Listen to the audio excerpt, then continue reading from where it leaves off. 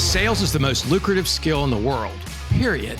The problem is most sales advice out there today is outdated, cheesy, and could even keep you from the deals that can make all the difference in your career.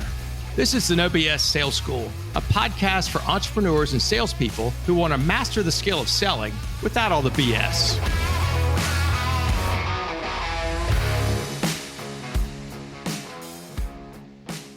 Welcome to the No BS Sales School podcast. I'm your host, Walker McKay.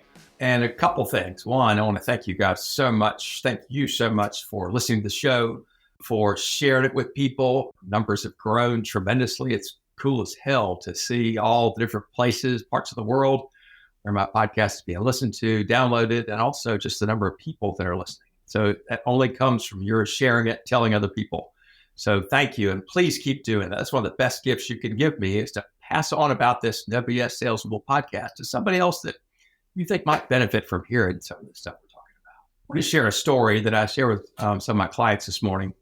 Probably 15 years ago, I was having a really hard time physically. I had terrible back pain. I had pain shooting down my leg. It was constant. Nothing made it better. I was eating pain pills, doing whatever the hell I could do, but I was absolutely miserable. I hope you've never had to deal with chronic pain before, but I was up to my eyeballs. It was just, I didn't know what to do. It made me angry. It made me grumpy, and I wasn't a very nice person, and I wasn't very, very good human being. And when you have pain like that, or when I have pain like that, I'm searching for anything that will fix it. And I went to go talk to my doctor, and I went to go talk to a surgeon. The surgeon said, we really shouldn't cut on you. You're too young. You don't need this. You just need to gut it out. Mad as hell at him. And then I went to, I think, 5 or 6 different chiropractors, each of whom said they could fix it. They knew what to do. And, someone made it worse. It didn't get better. And then I hung from gravity boots, which I thought I was going to die. It hurt so bad. And you hang upside down like a freaking bat. And then somebody told me about a witch doctor. No shit, a real live witch doctor. This guy who studied medicine with South American tribes or some shit. I don't know. But he was in he was the back of a warehouse out in Irmo, South Carolina. So I went out there. He told me that the reason my back hurt was because I had 2 old metal fillings. And every time my mouth opened and closed, which is a lot, those 2 things clicked together and it set off a tiny little electric spark. And that tiny little electric spark was throwing off the electrical system of my body, he said. And so I just needed to go to the dentist and have those 2 fillings replaced. Okay. So I went to the dentist. I told the dentist the story, said, I don't believe it, but shit, maybe that's it. So I spent $900 at the fillings replaced and still had a back problem. Really, I'm just frustrated. This is going on and on and on and on. So finally, another friend of mine said, well, maybe you're ready for this. And so what's that? I said, you need to go see a Reiki. What the hell's a Reiki? He said, well, I can't possibly explain it, but just call this woman, tell her you need an appointment, tell her I recommend it. So I go see this woman, like a medical office park kind of thing. This woman walks into the room and she looks like a freaking, witch, maybe. Her hair stood out like this. It's crazy. Anyway, I said, what the hell's a Reiki? She said, I channel the healing powers in the universe through my hands. And as I do that, it creates healing in you. And I'm cynical at this point. It's been several $1,000s on doctors and cures. This hadn't worked. And I said, do I have to believe? If I think this is all bullshit, and I don't think you can do that, if I don't believe, could it still work? She said, absolutely. I said, okay, fine.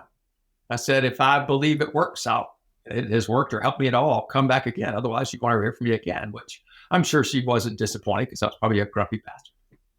But anyway, so we go through this exercise, which is almost like getting a massage. You lay on a table, you lay in your front, and except for she never touches you. Her hands just stay just above, right? And it's just you roll over on your stomach. So do that. It's like half an hour of this.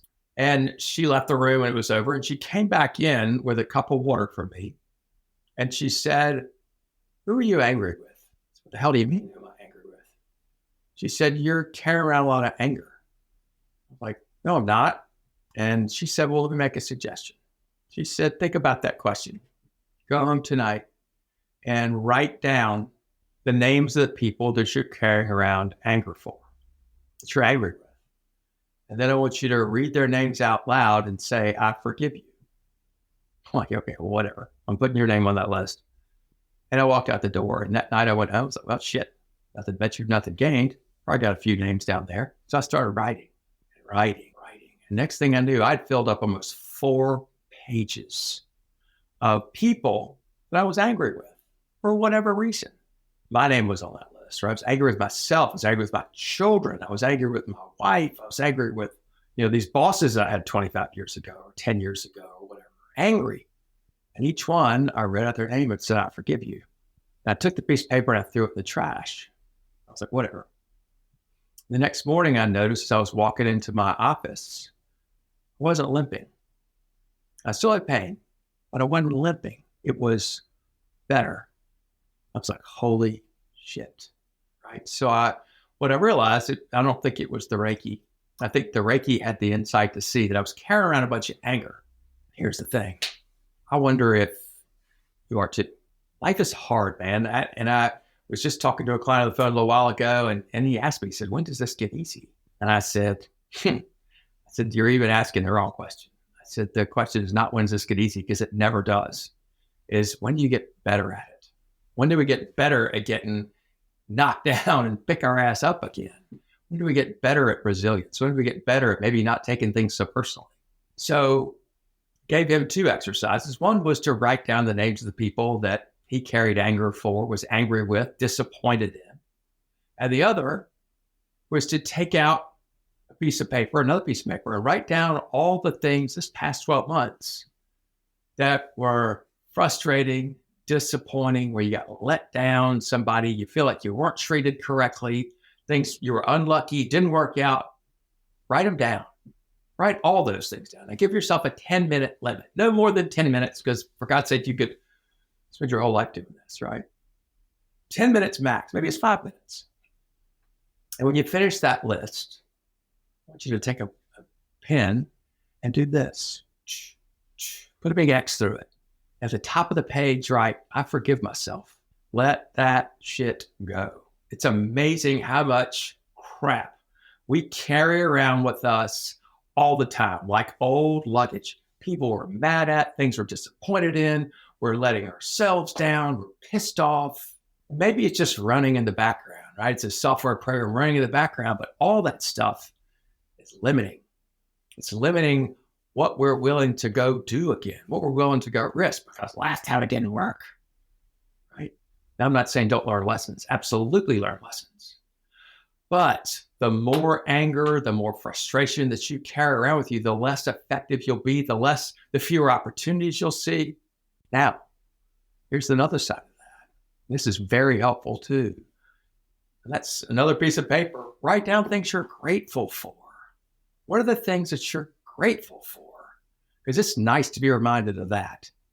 And it's probably harder to think of those things, right? You'll whip out 50 things you're pissed off at very quickly. It's probably harder if you say, I want to write down 10 to 15 things I am truly grateful for, or 20 things. Force yourself to write down 25 things you're grateful for. It's amazing what we take for granted. It's amazing that things like, I am not in pain at all anywhere in my body right now. I'm so grateful that I'm not in pain, right? And I realize I'm grateful for a negative, but my God, I've been on the other side of that. It's horrible. So I want to notice what it feels like and appreciate every minute that I don't have chronic pain, that I'm not sick, that I am feeling strong. Do the same.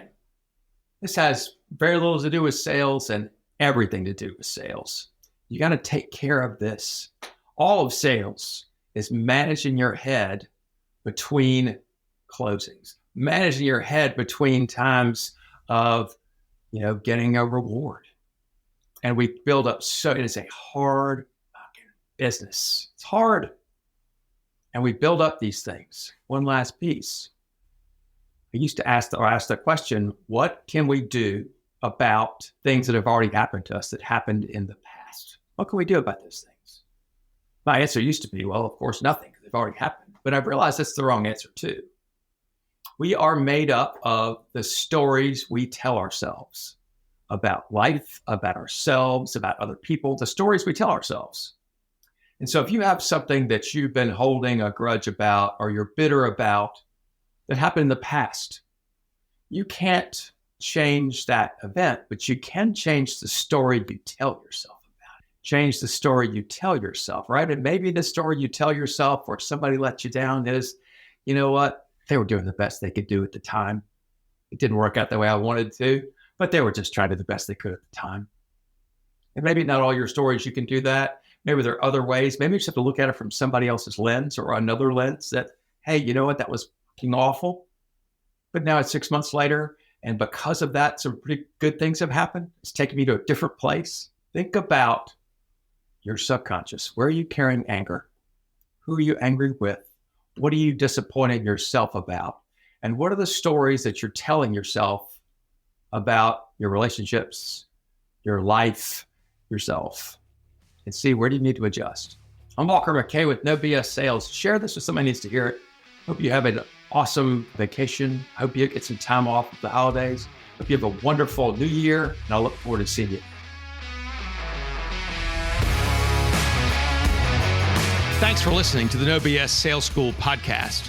If you're struggling to close deals, then I want to invite you to take my free mini course, where you'll learn the 7 most expensive sales mistakes that will cost you time, money, and credibility. So be sure to click the link in the show notes or go to www.7salesmistakes.com. That's the number 7salesmistakes.com. Thanks again for listening to the No BS Sales School podcast.